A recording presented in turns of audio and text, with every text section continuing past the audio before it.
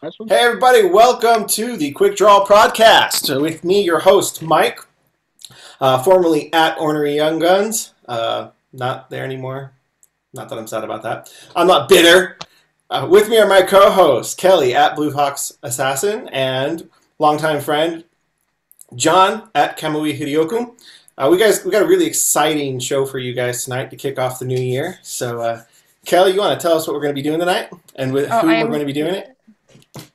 That came out wrong. Wait, whoa. I should rephrase that, I think.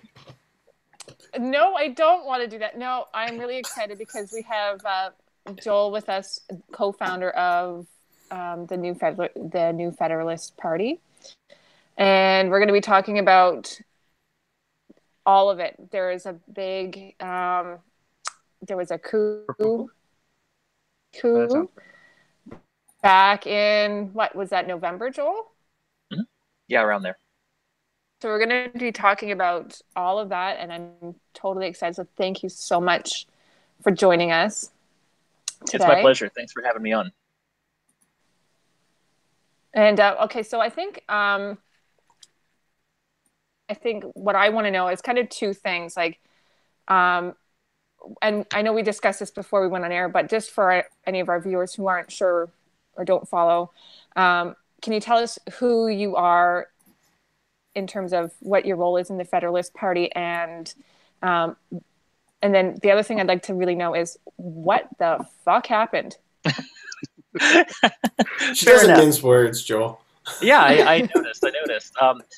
So I am. I co-founded the Federalist Party along with J.D. Rucker. It was kind of a result of watching the way things went in 2016, being very disillusioned with the two major parties that were out there, and kind of asking ourselves, why are we continuing to invest in these parties that really don't represent us and aren't even giving a pretense to it anymore? And so we came up with the Federalist Party, decided that none of the existing third parties they don't seem to be serious about a winning strategy. And so we thought there was a chance to change that. And JD and I were the two that kind of came together and put together the structure of bringing the Federalist Party back. And I've been working with him in various roles in the meantime. At one point, I was in charge of state operations. I have been involved with messaging. I've been involved with all sorts of setup and structure on the national level, tech partnerships, data, the works. So I've been involved in it. I'm passionate about it. I do think it's the way forward, and I think that as we see more elections come and go, there's going to be more of a trend towards third parties, and I want to be at the front of that with the Federalist Party. So. As far as what happened, that's a story that goes back a little ways. So, as with a lot of new endeavors like this, I mean, we only launched the Federalist Party in April of last year, and so we're very young organization. We're still setting up, we're still getting structure, we're still finding people to come alongside and help us. And when you're at that stage of just getting started, just getting set up, and kind of forming the backbone of a movement, you have to be on your guard against unscrupulous types of people. And unfortunately, we were not guarded enough in some ways getting going. And so folks who came alongside and volunteered with us kind of worked their way into the organization. And then, as you mentioned, in late October to middle of November, it appears that they used the resources of the party that they were working with as in a capacity as a volunteer for the Federalist Party, took those resources and began forming a competing organization. And then leveraged their resources in that capacity, or our resources really, to then turn around and try to jack control of the organization to themselves and form a new organization and grab the resources of the Federalist Party and run with it on their own, which was pretty underhanded. And I wrote up an article, a pretty lengthy piece describing it on Red State, and there's a lot of detail there folks can look at if they want more. Yeah, we'll post it. I think we posted it on our Twitter, and we might be posted on the live chat there. And it's a great article. It gives a great explanation. Thanks. But so these are all just volunteers, and they just kind of did this behind everybody's back, or how? What Do you know specifically what led up to them taking over or trying to take over? Well, I mean, there haven't been a lot of communications with the folks involved, obviously, because there's some conflict there. And some of the communications that have gone on between us are unfortunately a little bit legal in nature. And so there definitely hasn't been a lot of back and forth dialogue there. I'm not going to, I can't presume their motives, only their actions. Right. And their actions were to take to basically undermine the organization and then go to J.D. Rucker, a man who has made tremendous personal and professional sacrifices to move this party forward, and basically blackmail him into approving a press release that he wanted nothing to do with by threatening character assassination. And it's a really dark story. It's a kind of story that, you know, makes people lose faith in politics, right? This is why normal people on the street, when you talk to them and you say, hey, you should get involved, you should help us out, you should be an activist, they say, no, I don't want to get into that. It's a bunch of trash. It's these people suck, and they're out for themselves, and they're out to get power and fame. This is why people don't want to get involved in activism, is this kind of stuff. Yeah, so and that's actually one of the things that Mike and I had talked about back in November, when we had first read this article and this was all happening, was specifically that, and nobody knew kind of what happened, because I think Mike is friends with a lot of people in that, like some volunteers. I don't think he's I don't know. On both sides. Like Twitter. On both sides, right? Yeah. Well, sure. and nobody knew what was going on. I'm just kidding. Don't think it hasn't crossed my mind. And that was one of the things that we talked about, was that it's going to really damage the reputation, and people aren't going to want to get involved. People were walking away and saying, I'm done. See you later. And that kind of sucks. Joel, I kind of have a follow-up question too. Like, so in your opinion, Joel, what led to this thing? Because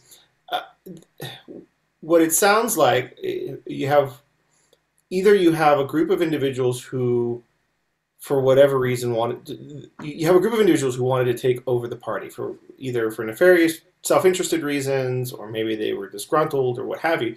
But so what led to this? Because you mentioned that they were unscrupulous, but what do they have to gain then? Because the Federalist Party had quite a bit of a following. It did have some momentum. It was, I think, in 11 months, they had made some remarkable strides as far as getting noticed on social media and getting noticed in conservative media, at least on the internet, right? So what led to this? Well, why? Because right now it looks like that momentum's kind of stagnated on both sides, right? You guys are kind of recovering. They're kind of trying to entrench themselves a little bit and build their base and their platform. So neither one of these sides is really in a position to continue to move forward.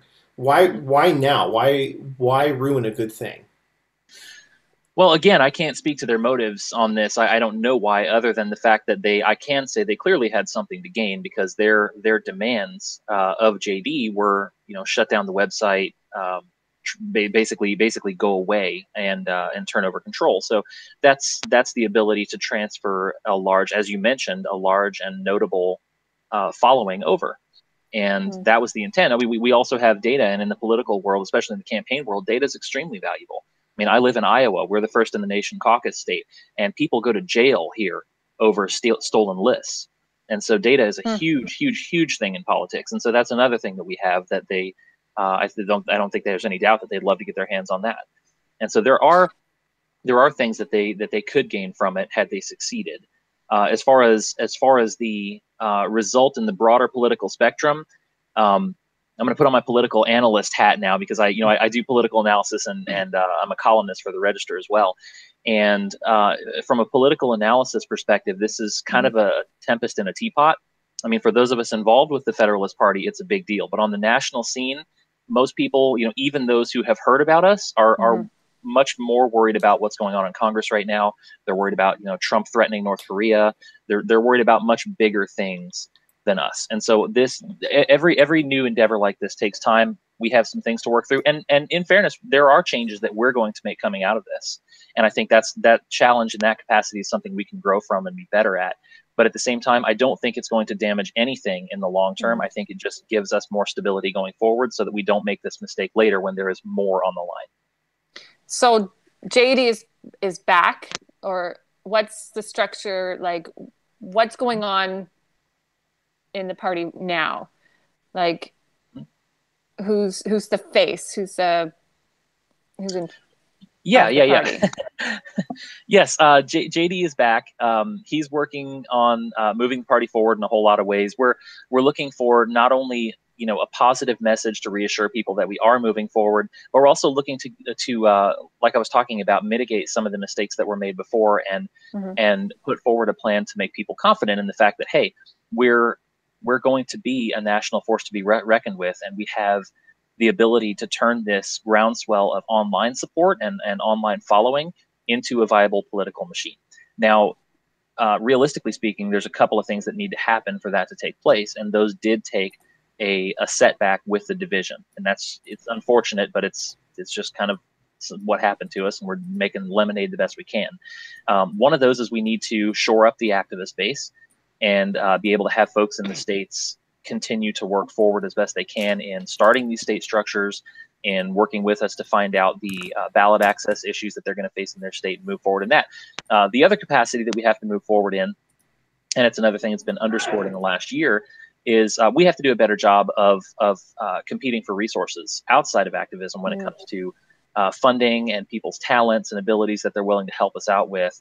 We have to compete for those because especially as we've now, rolled the year over into 2018, everybody in the world wants your activism. Everybody in the world wants your money. Everybody wants your time. And we have to do a much better job of competing for those resources, because in the long run, it is not going to be this attempted scuffle that's going to set the Federalist Party back. It's just going to be the national dynamics of things much larger than we currently are. And we have to continue to keep our focus on that. That's the big goal. These little things will come and go. The real challenge for us is to continue to fight for a place at the table with these two major parties and break up this two-party stronghold that's there.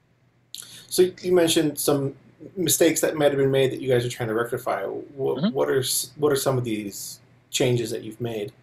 Well, the biggest one immediately would be trusting volunteers with too much power and information. I mean, fair. Right. I mean, that's one of the natural things that came out of this. And again, when I've started some been involved with starting some PACs and nonprofits, and so I know that there is necessarily a phase where you do have to rely on volunteer help when you're getting something started. It's not fun all the time, but it's wonderful to find people who are passionate about what you're doing and are engaged, and you have to have that help. But there is a degree of vulnerability that comes along with it. And so we have to have better strategies in place to not only make sure that people have the access that they need and are held accountable for the things that they do under the pretenses of the party, but also a better system of, locking down our data, making sure that when resources are getting used in a way that's illicit, that we know about it sooner and we can do something about it. And that, I think, is something that will also help instill confidence in our activists, that we're not just, building resources that somebody can then take and sell on, sell the list for marketing agencies and things like that. So is that what you think was going on here? Is that lists are being sold? I don't have any idea. I don't know what all I know is that a lot of the contacts that we had made with, working with state leadership and getting folks in the states involved in the party were then leveraged in a way to try to pull away from the party and form this competing organization. So beyond that, there's just no way to know. I mean, like I said, until they're willing to come out with the full extent of what they actually did, there's no way to know that. Okay. So one of the things that we were getting sort of from, like the Twitter vibe out there was that the party was registered as a business as opposed to, and I don't know American as an LLC tax bracket. Yes. Yeah. And it as opposed to a 527. So why, can you help me understand why was that? Is there a change coming? Like I'm in Canada, so I have no idea anything about that. So for just my own understanding, I was like, sure. Yeah. Yes, that was something that was a controversial move when we started out. It was discussed at length, not only with the group of activists who started the party with us, but JD and I are both on the record in different interviews and articles discussing why it is was set up as an LLC. Now, something interesting to note is that a 527 is a label that does not only apply to nonprofits. You can have a 527 LLC, and it's not uncommon for that to be the case during setups. It's a little bit uncommon for political parties, but political parties have a lot of options open to them. So one of the reasons that we wanted to set it up as an LLC originally was so that we were not out there, so that basically we could distinguish ourselves from other parties who just walk around with their hand out all the time. We wanted to be able to provide services and products to people so that we were operating in a way that was in accordance with our principles. I think at this point we've pretty well realized that just if nothing else, just for the perception of it, that it's just not realistic to do that with the way things are set up with the governance for nonprofit organizations, things like that. It's not convenient at this point. And so that was the original reason, was to try to distinguish ourselves. Is it the LLC that's not convenient, or the 527 is not convenient? The LLC, we actually have filed as a 527 now. So okay. that's underway. Obviously, it has to be reviewed and approved and whatnot. There's a process involved in it, but we have filed for that. So we are going to shift still up and running. The LLC right now is up and running for the moment. It's going to get shut down at some point in the near future. So I think the plan for us is to shift into a 527 structure that can support national candidates at a later date. However, another of the points that we've brought up throughout our interviews and different articles is the fact that we're not planning at this point to run any national candidates for some time, which allows us to continue to find the best options for that national structure, because we're going to be focusing on running state and local candidates where we can leverage the resources of the party at the state and local level better. And that's much easier to accomplish than running, a national candidate who, let's face it, right now with the newness of the party, we don't have a chance to run a senator and win. And we're not going to run people just to run them out there as suicide candidates and let them get walked on. Right. Well, now, doesn't having you guys as an LLC create an issue then with volunteers because of federal wage laws and who can and cannot volunteer for an organization? Have you run into issues with that, or is that something that's been taken care of? I've looked into it a little bit. What I can tell you is that the LLC did not have any employees. Nobody received any money out of it whatsoever. We didn't have any profits. Everything is on the books. The money that came in was used entirely on expenses that were non-personnel expenses. So nobody got paid anything. JD never saw a dime. I never saw a dime. Nobody's taken anything out of it. And frankly, we're putting hundreds and sometimes thousands of dollars into it just to keep the lights on. And so there's a lot of people donating to this and giving to it over the course of our existence, who have been paying for things like websites and hosting and helping to build up these traffic numbers to build the movement. And that's what all of it's gone to so far. And that as far as the volunteers and employment goes, there weren't any employees. There was no, and I've talked to our legal folks about this, and so everything's in the open with them. If anybody would like to challenge anything on that, they're certainly welcome to. But there's nothing there. Will there be any release of financial documents or anything that to the public to kind of foster that the sense of transparency and that, hey, we're not like these other political organizations? Yes, and we did have that out there as a promise, and that is going to be honored. That on request, we can, we will submit our financials, and we'll let people see where the money went, and that's not a hard thing to do. What we don't want to do is, throw it out there in the open and blast it out in a press release. That's not practical. So folks have been invited to contact us personally for that information, and we're willing to provide it. It's not something that we're going to throw a billboard up with it. So. But anyone who requests can get that information. Is that what you're saying? Yes, that is going to be coming out. Yep. We might be sending you an email the next after the show tonight. Sure. Just out of curiosity, this competing organization that the volunteers that they were trying to create, is that still up and running? And do you know anything about what they're doing? Well, since the coup kind of collapsed on them, the backlash from that was pretty brutal. They've kind of gone quiet.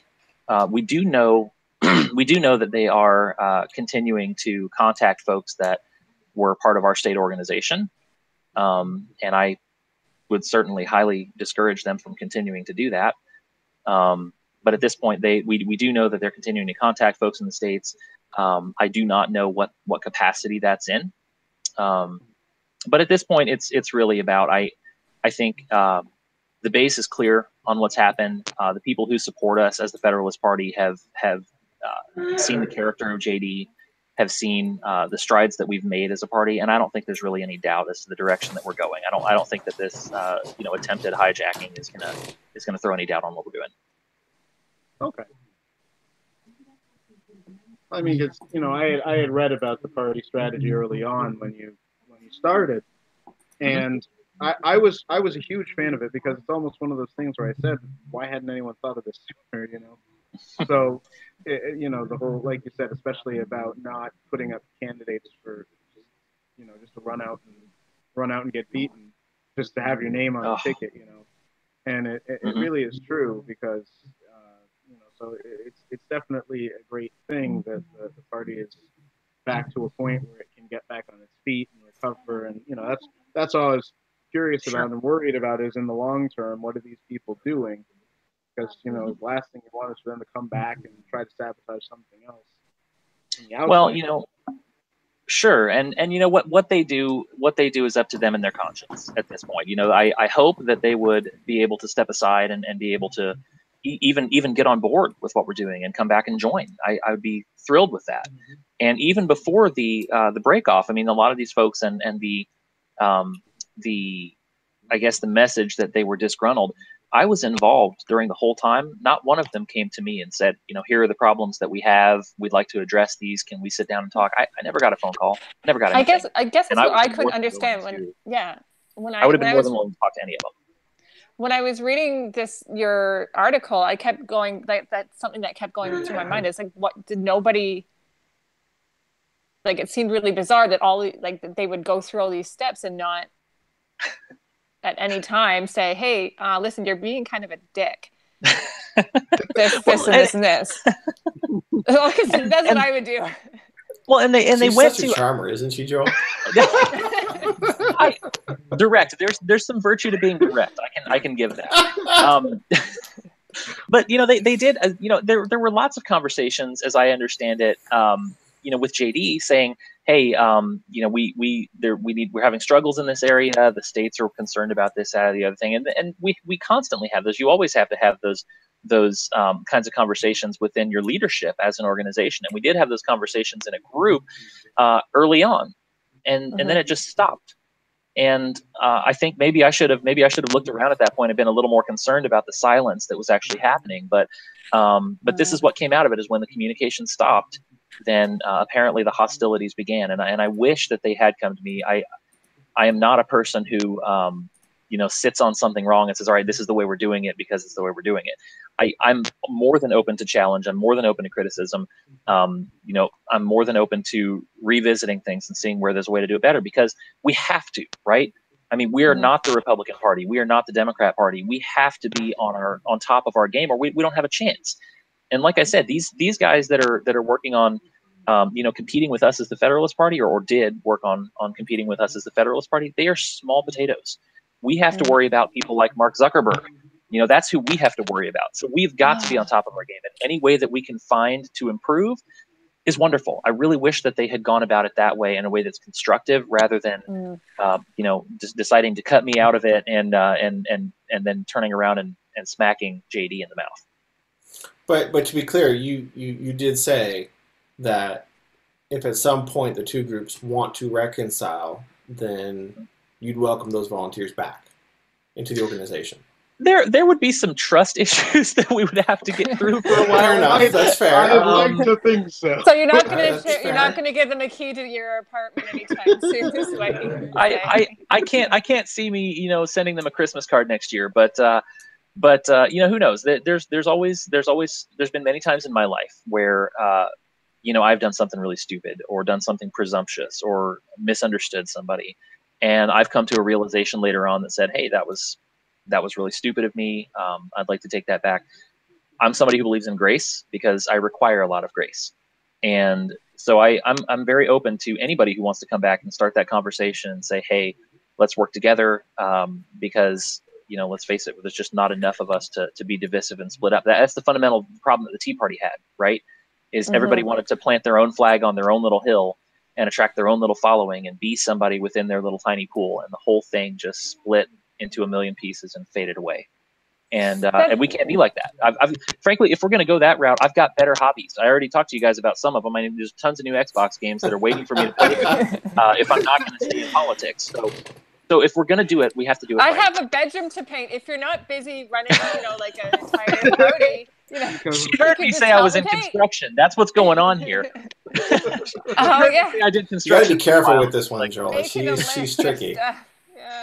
I would also argue if you're going to stay in politics, as you pointed out, you're neither the Republican Party nor the Democratic Party. Keep in mind, you're also not the Libertarian Party, so no striptease. It's very important. I go back and forth in my mind when I think about that whole episode at the Libertarian National Convention that you're referring to. I always have to ask myself: is that actually the weirdest moment of the year? I can't even come in a year that Trump and Hillary Clinton were running against each other. I can't even really think if that was the weirdest moment. I honestly can't say. There was a few of them in the running, right? Like the guy strips down on stage and does a striptease. I don't know if that's weirder than Trump. That whole election cycle was just one bad acid trip. Okay? Where was I? that was one too many Colorado brownies. Yeah. Okay. Specifically, Gary Johnson's acid trip. I swear he was on something the entire cycle. I mean, honestly. What's the Lepo, man? Exactly. So, but it almost to kind of go back to your earlier comment. It almost sounds like you're open to the possibility that this whole thing was almost a big misunderstanding. That one side felt that the other side wasn't doing enough to advance the party in the right direction. It almost sounds like both sides are kind of accusing each other of saying, no, this is what needs to be done to advance the Federalist Party. No, this is what needs to be done to advance the Federalist Party. Sure, and am I interpreting that correctly, or? Well, yeah, I have no doubt. I mean, everybody that does something like this is convinced in their mind that they're right. But the issue that I take, it's completely fine with me. And I'm not, like I said, I was a framer and worked in construction for years. There's no office politics on the job site. Okay, if somebody has an issue with you, they're going to come up and they're going to scream it in your face. And so that's the kind of negotiations that I'm used to. So I would be perfectly okay. Call me up, cuss me out, say what, my plans are all wrong. I don't care. None of that stuff matters. But at what point, likes my style. Sure. That's just because you're pretty, Kelly. Any of that is okay. Now that was blatant. Yeah. Okay. No, but all of that is fine. I draw the line when you call up my friend and blackmail him with character assassination when he's in the middle of a family medical emergency. That is a line that you just don't cross. If you want to talk about something, let's talk about it. If you want to challenge something, let's challenge it. If you have a better idea, by all means, bring it out. So and if when you want to have character, I'm sorry. When you say character assassination, what are you referring specifically? What were they threatening to do? So I think I listed this in the article, but there were two different copies of a press release that JD had offered to him. Said, hey, you can sign on to this one willingly, and we'll be the nice guys and say you just decided to step down and put us all in charge for the good of the party. Or I'm paraphrasing, of course. Or we'll, if you refuse to sign off on that one willingly, we will release this other one saying that you have been forcibly removed by the Federalist Party for your horrible practices. And so that was the threat that he was given, was we're going to malign your character if you don't go along with us on this. And what were the practices that he stood accused of? They weren't specific on that, and again, as a political analyst hat on, you don't have to be specific, and that wasn't their intention. If they thought they had any case in court, they would have had a subpoena out there by now. There's nothing about this that has to do with that. It's about power, it's about control, and it's about messaging. Because all they needed to do for messaging's sake was win the confidence of the base over. And so in that case, I mean, you see it 100 times. You've seen it 100 times in the last election cycle. The accusations don't have to be true. You just have to throw them out there. Fair. You could also argue, and I'm just playing devil's advocate here. We're not picking sides here or trying to sling mud in either direction, but you could also argue that maybe the situation that both sides find themselves in now is exactly what they're trying to avoid. Having the central figure, the kind of the main, I guess, the big honcho. I know you're the co-founder, but he was always kind of seen as the founder of the party, right? Having him step down and hand over the keys would be a peaceful transition to power. Instead, you have this kind of divorce. It's a very messy divorce between the two sides, and it's kind of stagnated. So maybe would you accept as a possibility that maybe that's what they were trying to avoid, is the situation that you guys find yourselves in now? Well, again, if you want to have that discussion, and they would have wanted to come and say, hey, we think this would be a better idea, let's form a board and have a vote. I certainly would have been very open to that discussion. What I'm not open to, again, is going behind our backs, using data without permission, using resources without permission, and then blackmailing a guy while his kid's in the hospital. That's fair. And would you hand over leadership to somebody like that? Is that the type of person you want to put in charge of people? No, yeah. Well, what I would ask then, though, is that if you're dealing with people who are blackmailing, and I mean, this is blackmail and extortion, is what you're describing, as well as theft of property. So are there criminal charges that are going to be pressed or have been pressed? I am not at liberty to say what we're doing legally at the moment, but there are certainly, all I can say is that I would greatly discourage anybody who's involved with that organization, with that competing organization. I would greatly discourage them continuing to use our resources at this time. So by resources, you referring to? Primarily contacts that were made under non-disclosure agreements, working under the auspices of the Federalist Party. Okay. So how did after all this went down and JD stepped down, how did he come back into the picture? Like, what happened there? I don't think a lot of people, I don't know that. How did that come about? Well, there was clearly a little bit of confusion at the outset. Mm-hmm. How did this happen? Where is all this coming from? Mm-hmm. And why? All the whys that came around, and it really blindsided all of us. But I think it blindsided JD the most. He is, I can say, and this is something he would never tell you, but he's the one who has sacrificed the most to make this happen. Not a lot of people know that, but his professional and personal sacrifices on this have been huge. And I mean, somebody who's been a successful businessman and somebody who has, been a true American success story for his whole life, is in a position where he left a lot of that behind to move this party forward. And so it was very, as hard as it was for me to hear, as hard as it was for the others of us in leadership to find out that this had happened, it was the hardest on JD. And so there was a little bit of time where he took to step back and just kind of reevaluate and try to see, hey, is this something that I need to go ahead and fight? Is this something that we need to come together and find a better solution, or any of those things? It was just a time where he wasn't sure how to react, and I can't say I blame him in that situation. And so some of us who maybe had let him be the more public face of it decided to kind of get in the fray. And to me, that was my cue to be able to say, all right, I have been in the background a little bit too much with this.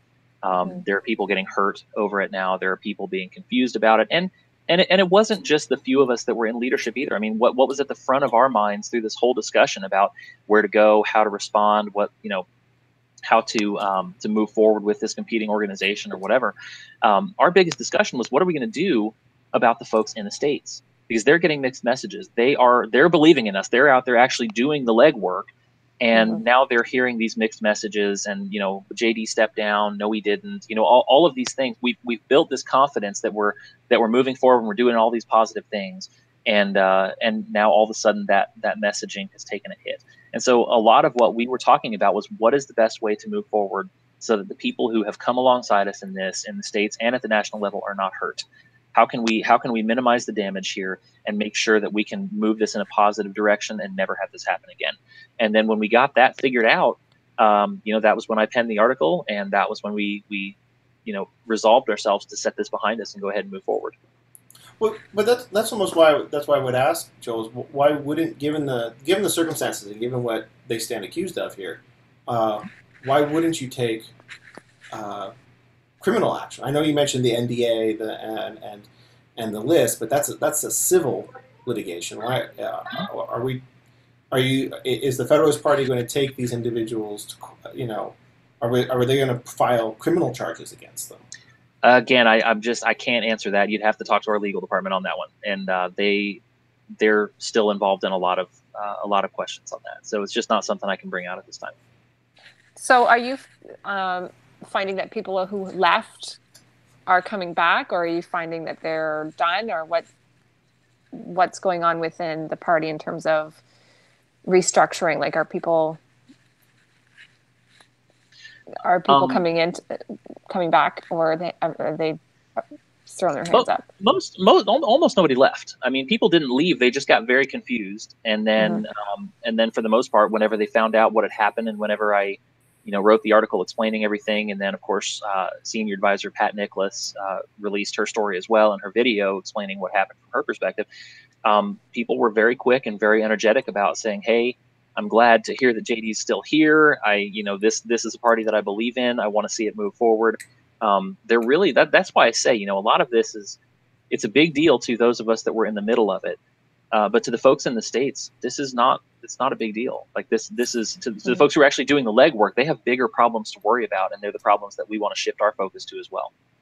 So you mentioned Pat Nicholas. What was her role prior to this situation, and then what's her role now?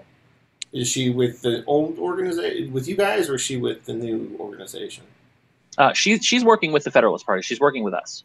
Okay. And what was she before, and what was her relationship or role with all this? So she has been a senior policy advisor for us for some time. She's done a lot of great work with videos and messaging and communications. Been our public face on several real good interviews that she did, things like that. Written a couple real good policy pieces for us. What the I don't know what you want to call them, the coup, the folks who operated the attempted coup, they got in touch with her without telling her any of the discussion with JD. Again, this is all written up in the article, but they got in touch with her without telling her what had happened and asked if she wanted to be their party spokesperson. And this is according to Pat, correct? Yeah, this is yeah. Well, and her name was on the press release, so they. Right, but I mean, the secret, I mean, obviously, I don't think you were there because you weren't part of the coup, but so this is her retelling you these events. Is that correct? Sure. Yeah.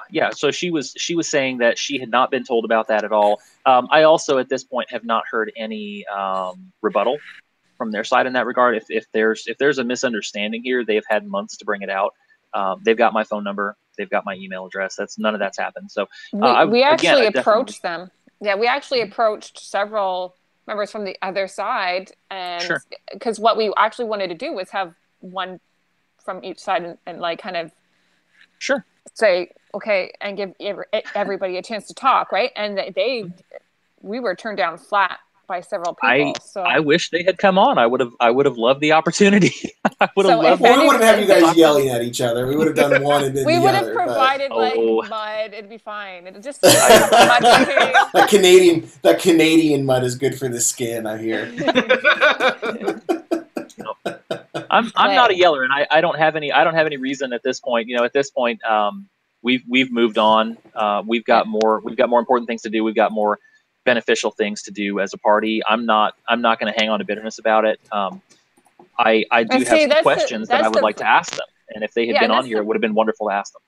Yeah. So anybody who's on the other side, if they want to come on, consider this an invitation. We'll love to have you back, have you on. We'll love to have Joel on again. We'll, sling some mud. It'll be great. But that's kind of the thing. It's when you talk to the people from the other side, they have that same opinion. Well, I don't want to. They kind of just want to let things lie. Oh, well, I don't want to. I don't want to. do that. And both sides are trying to be the better man here, and yeah. we want some goddamn red meat. All right. Well, I mean, yeah. Well, so we have a comment. One of the, and it brings up a good point here. So Grey Wolf 76, he good friend Hi, of the Grey program. Wolf. He says, I left the group, the DM group, because I didn't know who to trust. So, and I think that's kind of the heart of the issue. And I think you recognize that, Joel, that regardless of whose fault it is, there is a breach of trust here amongst the party leadership and the volunteers. So, what are some of the extra steps that the Federalist Party is going to do to restore that trust? Well, the trust, I think, is built in action. And so part of that, of course, is honoring our promise to be transparent with financials and with things like that, which will be honored. People can message us. If you just want to send that request to my direct email, I'll make sure that gets taken care of. It's just joel@thefederalistparty.org. Okay. So you can send those to me. I will make sure they get sent on. Don't look for a 24-hour turnaround, but we'll get them to you. And Can you give us a ballpark? What's a reasonable? And that's also, what kind of documents are we talking about? Are we talking about an 8K, 10K? What are we talking about? Well, again, I'm not in charge of the financial side, so that would be a question for our financial officer. All right. But I'll do the best I can with it. That's all I can tell you at this time. I can update you on that at a later time. But that's one step we definitely want to take. The second one is making sure that we have transparency around our organization. One of the things that we heard from a lot of the state leadership that we were involved with was, hey, we don't know who all is involved with this. We would like to be in touch with leaders of other states so that we can start putting our heads together and working, in conjunction with each other as we fight through some of these obstacles at the state level to get ballot access and to get candidates on and build up our structure. So that's one of the other things that we want to do to really promote trust and transparency, is say, look, here is everyone who is involved at the national level. Here's the capacity in which they're involved. And here are other resources that you can talk to in other states, people who are just like you, who are learning this for the first time in some cases, who are going through this and feeling their way forward through all of the paperwork and all of the obstructions that the two-party system has put in place. And don't be afraid to ask for help. And I think as we open up those doors, people will learn to trust each other more. There's going to be more trust between national and the states, and there's going to be more trust between the states themselves. So do you have, what are the plans for candidates and entering into any political rings for the next year, or 5 years, or however long 5 it takes? years, or yeah. Well,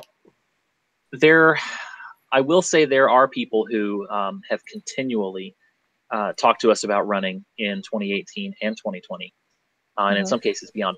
There are folks who want to do that. What I would stress in that regard, and you can call me a little bit more of a realist than an optimist in this case, but again, having worked within the actual Republican Party as a member of Republican Party leadership, as well as working with nonprofits and C3s, these things don't happen overnight, and they don't happen in 6 months, and they don't even happen in a year, and they usually don't even happen in one election cycle. I mean, the last time that there was this kind of a major party stand up in 2 election cycles was 1850. So you're talking about a massive, massive task. Yeah. So you're talking about a massive task, and what people I think don't realize is it's very exciting to be a candidate, because you get your name on the posters and you get on the interviews, and there's a lot of excitement, but it's also a tremendous amount of work. And if you want to be involved in building a party that forms the foundation for candidates to run like that, you get just as much work, if not more, and you don't get any of the recognition for it. And so it's a ton of work. And so the people that we're trying to get involved now, what we need are people who are willing to invest in the long run, people who look at this as a 5-10 year endeavor and say, we are going to build this from the ground up and we're going to make it work, because there are things that we can capitalize on right now that the major parties are ignoring. And if you guys, okay, so we were talking video games earlier. You played Mario Kart. If anybody here has played Mario Kart, yeah. Okay, what happens if you spin up before the go and then you release it too fast? You spin out. You don't go anywhere, right? Right. So that's exactly what we're trying to avoid as a party. Is we don't want to get people, hey, we're going to start running candidates and throwing them at establishment candidates all over the place. I don't think that's going to be effective. We need people who are going to turn this into a slow burn. And because that's the way the major parties work. These major parties, they don't work on flash in the pan excitement. they work on a structure of dedicated people who will build it from the ground up and turn it into something viable. And so that's what we need. That's what we're gunning for, and that's what we're going to continue to push for this year, setbacks notwithstanding. All right. So we just seem to have lost Kelly from the. We're going to try to get her back here. What did you do? I don't know. It says she was removed, but we're trying to figure it out here. No one removed So that's just great. There's always something with this show. Canada must have finally killed free speech. That's what we. That's why we need the Federalist Party over there. Where's Jordan Peterson when you need him? I know, right? It's happened. It's finally happened. I blame Justin Trudeau for this. This is all his fault. No, it's actually, guys, it's actually because the internet died. It's net neutrality. Net neutrality is right. Yeah, we're probably just all talking to ourselves right now. It's a couple weeks overdue, but it's finally happening. We're all gonna die. Really, we were all supposed to have died about 5 times last year, something like that. Oh gosh. Net neutrality. Then it was the tax cuts. It was another one. What was the other one? I forget. But yeah. There was a couple more. I think they were talking about when we were discussing healthcare repeal before the Republicans right, on it. Yeah, it's like twice over with the tax cuts because it was the lost individual mandate and all that. So yeah, I'm not going to die from the extra cut that I'm going to get. I'll tell you that. Exactly. So the way I figure it, I think. You know how many diapers I go through? I got an infant and a toddler. Right? Oh God. Oh, she's back. There we go. Bad timing. I'm so happy I'm not in that stage anymore. I changed the poopy diaper and I only gagged once. I'm proud of myself for that. Now I'm in the you just ate stage. Right? Yeah, my nephew's doing that now where it's like every 10 minutes. It's like, so where's the food? Like, what food? My dog heard me say that barking downstairs. I said the word food, and he's like, oh God, even the dog. I was gonna say. So just kind of to finish we got about 10 minutes left, Joel.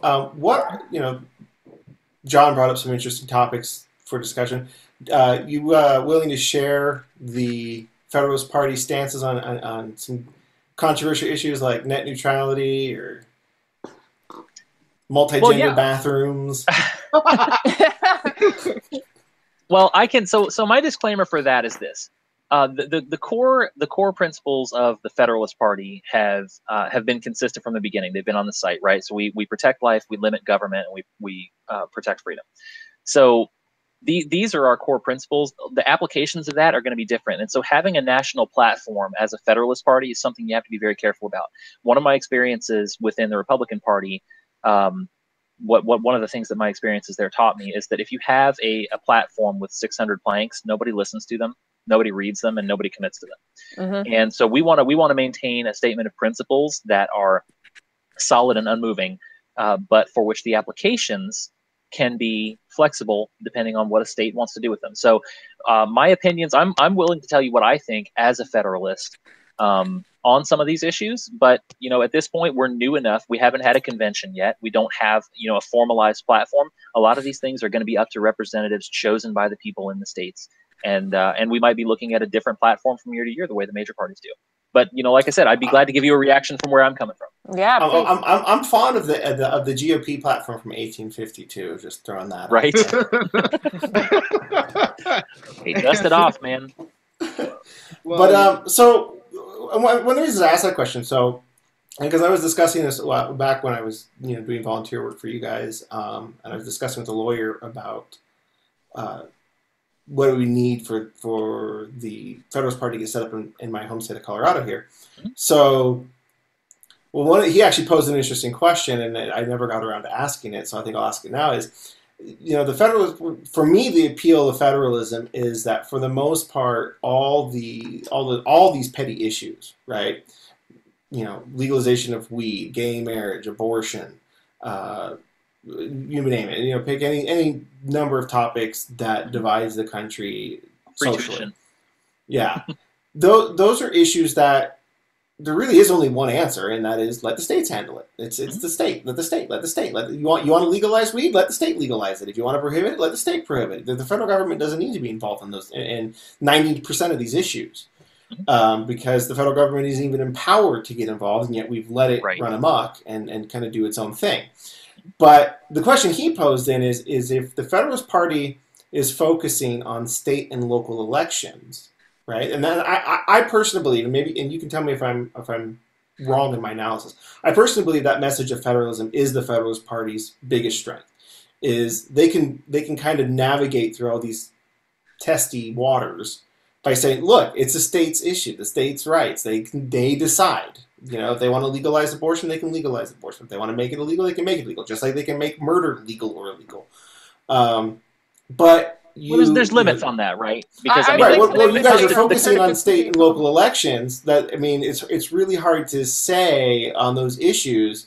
Let the states handle it. It was like, well, you're running for state legislature, so what are you going to do? Well, so I mean, in that case, the pull of federalism is just saying at what level these things are to be handled. But some of those questions have already been answered. So when you talk about the right to life, that's not something that's, I mean, the 10th Amendment is not the only amendment, right? You still have the Fifth Amendment that guarantees that there's equal treatment under the law. I mean, you have other rights that are guaranteed in the Constitution and the Bill of Rights that cannot be infringed even by a state.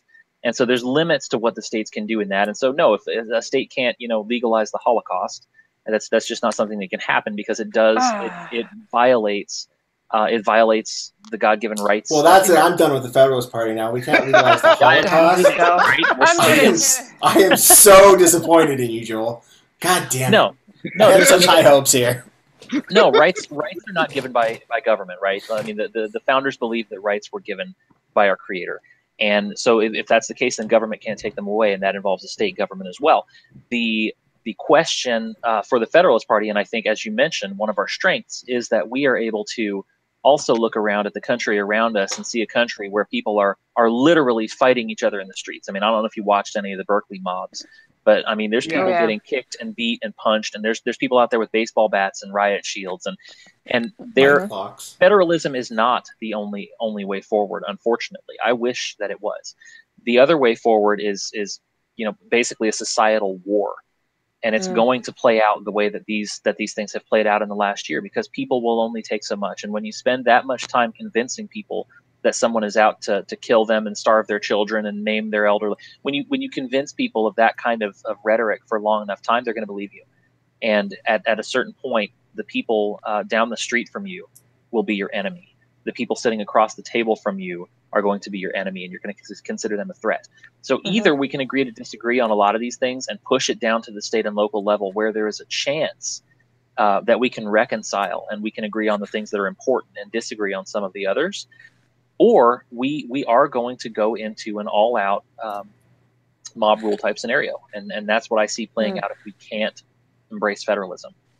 And see, another issue I have with that is that, unfortunately, you have a lot of people who would argue, well, I'm not out for, to hurt anyone or stuff like that, but the things that they want to do require it. So, like, for instance, the idea, I mean, something as innocuous as... We're not coming for your guns. Yeah. But we'll send men with guns to come get them. Right, or free anything. What's your problem with free college? Because at some point you have to forcibly take stuff from someone to pay for it, and it gets, once you get that, and again, or even issues with transgenders, like what's already happened with Canada. Jordan Peterson brought up the issue. Somewhere down the line, force gets applied, because that's all government does. Right. If you say I have to call someone by a certain pronoun, and I say I'm not going to do it, at some point the only way you're going to make me do it is if you send somebody with a weapon to force me to do it. Well, and right. And so yeah, and I run into this a lot when I'm talking to folks from the left in response to some articles that I've written. And one of the most common places it comes up is on the issue of life, where people say, well, yeah, I believe in being pro-choice. I believe in aborting babies right up to 9 months, but no, I would never endorse killing your infant. Okay, but it's the logical conclusion of what you already believe. If you already believe it's okay to kill a baby at 9 months, 5 minutes before delivery, then it's logical to say then it's also okay 5 minutes after delivery, you know? And so this is, whether you can see it now or not, that's the logical conclusion of what you're moving toward. And the best example, you know, thank God we have recent history to confirm this. All you need to do is go take a trip to Auschwitz and see what happened there. Because you know what? That was not the majority of the German people. They didn't take a vote on Auschwitz. It wasn't like they said, hey, should we round up and kill 6 million people? Okay, yeah, let's put that on the ballot. They didn't do that. Society is not generally governed by the majority. It's governed by a minority of people with an agenda like that and a lot of other people who do nothing. So yeah, you're right. Not everybody will be out in the streets beating other people, but a lot of people will be sitting at home watching it and munching their Doritos and saying, I'm glad it's not happening here. And that's the problem. But it will eventually. And right. Eventually the fires of Mordor will spread. The fires of Mordor will spread, my friend, and they will consume the Shire too. No, you didn't pronounce it right. Mordor. Mordor. But you know. All right. Well, we're actually gonna wrap this up here. Joel, we want to thank you for coming on and kind of telling your side of the story and what happened with Federal Powers, and we appreciate you letting us reach out to you about those financials. We'll have Kelly, our producer, reach out to you to request those shortly. Because I would definitely love to pore over those myself personally. I'm getting my MBA, so it'll be good practice for me. We've already established you don't sleep, so you'll have time. Yeah. So, where can people, if people do want to get involved with the Federalist Party and they want to donate or volunteer, where's the best place to find you guys? www.thefederalistparty.org. Definitely do reach out to us. Definitely do get involved. This is a really exciting time for us. I mean, watching everything that's going on the national level, there's a lot of energy behind third parties in general and around our party in particular. This is the way forward. All right. So thanks, guys, for participating in the chat and for watching and subscribing. Make sure to follow us on Twitter. It's @OrneryOpinions. You can follow my co-host and producer Kelly @Blue Fox Assassin, and you can follow John at Kemedy Hideyoko. Joel, are you big on Twitter or no? I was a Facebook guy for the longest time. I'm trying to make the shift into Twitter somewhat. I'm a little bit happy now that they've upped their character count a little bit. I am not a fan of partial thoughts. I did this like a year ago. Trust me. Once you get switched over, you'll get addicted to it. It's just how it works. The process is usually you get sucked in, you hate it, and you leave, and then you come back, and then you're like 10 times worse than you were that first time around. So. And you never stop hating it. You just keep doing it. That's the thing. It's Twitter is like it's a lot like hate fucking. It's horrible. It's disgusting. Well, I'm a writer, and I always have to cut down my word count by about 600 words before I submit something. So Twitter's not a platform that I'm super comfortable with to start. I usually use it for football updates and gaming complaints. Oh, fair enough. All right, so we won't be handing that up. But they can, if they want to reach out to you, if people want to get those financials or any other information, they can reach out to your email directly. Correct? Yes, email directly at joel@thefederalistparty.org. Yeah, you can give me a follow at Joel_Kurtinitis or on Facebook at facebook.com/jkurtinitis, KURTINITIS. All right, there you have it, folks. If you have any questions that we didn't address tonight, or if you want to, take him to task for something he said, if we weren't mean enough to Joel and you want to beat him up yourself, you have his contact information. All right. Thanks again, folks. You have a great night. We'll see you next weekend. Thanks.